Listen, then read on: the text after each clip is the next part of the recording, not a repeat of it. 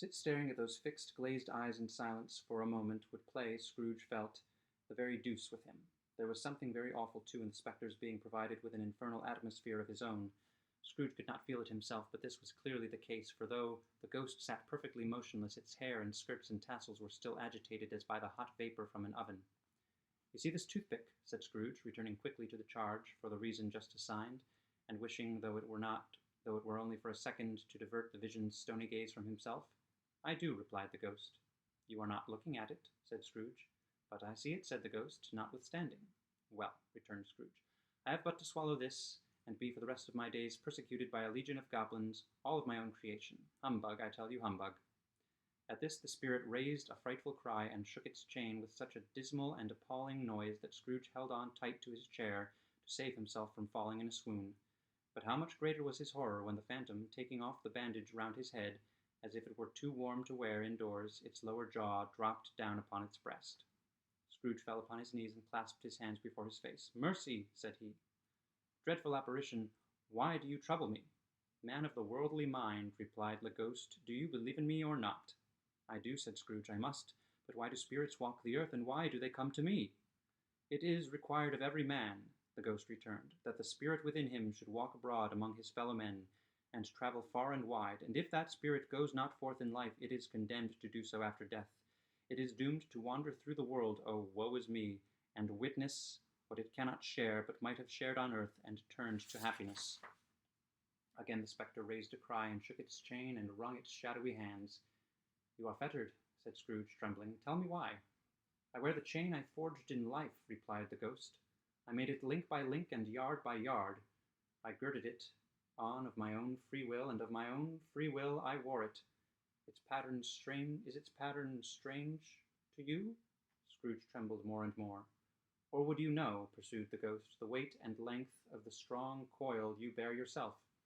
It was full as heavy and as long as this 7 Christmas Eves ago. You have labored on it since. It is a ponderous chain." Scrooge glanced about him on the floor, in the expectation of finding himself surrounded by some 50 or 60 fathoms of iron cable, but he could see nothing.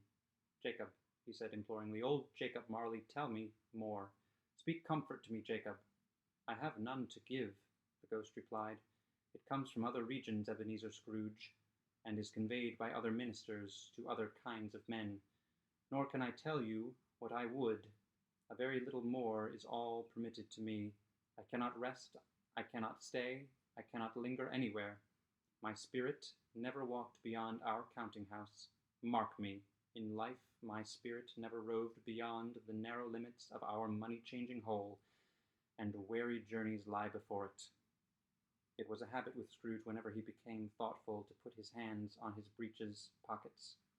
Pondering on what the ghost had said, he did so now, but without lifting up his eyes or getting off his knees. "You must have been very slow about it, Jacob," Scrooge observed, in a business-like manner, though with humility and deference. "Slow?" the ghost repeated. "7 years dead," mused Scrooge, "and travelling all the time?" "The whole time," said the ghost. "No rest, no peace, incessant torture of remorse." "You travel fast?" said Scrooge. "On the wings of the wind," replied the ghost. "You might have got over a great quantity of ground in 7 years," said Scrooge.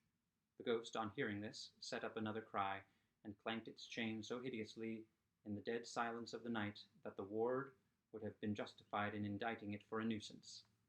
"Oh, captive bound and double-ironed," cried the phantom, "not to know that ages of incessant labor by immortal creatures for this earth must pass into eternity before the good of which it is susceptible is all developed.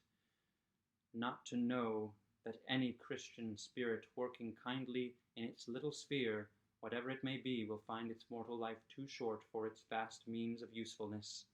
Not to know that no space of regret can make amends for one life's opportunities misused. Yet such was I. Oh, such was I." "But you were always a good man of business, Jacob," faltered Scrooge, who now began to apply this to himself. "Business!" cried the ghost, wringing its hands again. "Mankind was my business. The common welfare was my business. Charity, mercy, forbearance, and benevolence were all my business. The dealings of my trade were but a drop of water in the comprehensive ocean of my business. It held up its chain at arm's length, as if that were the cause of all its unavailing grief, and flung it heavily upon the ground. At this time of the rolling year, the spectre said, I suffer most. Why did I walk through crowds of fellow beings with my eyes turned down, and never raise them to that blessed star which led the wise men to a poor abode? Were there no poor homes to which its light would have conducted me? Scrooge was very much dismayed to hear the spectre going on at this rate, and began to quake exceedingly. Hear me, cried the ghost. My time is nearly gone. I will, said Scrooge, but don't be hard upon me. Don't be flowery, Jacob, pray. How is it that I appear before you in a shape that you can see? I may not tell. I have sat invisible beside you many and many a day. It was not an agreeable idea. Scrooge shivered and wiped the perspiration from his brow. That is no light part of my penance, pursued the ghost.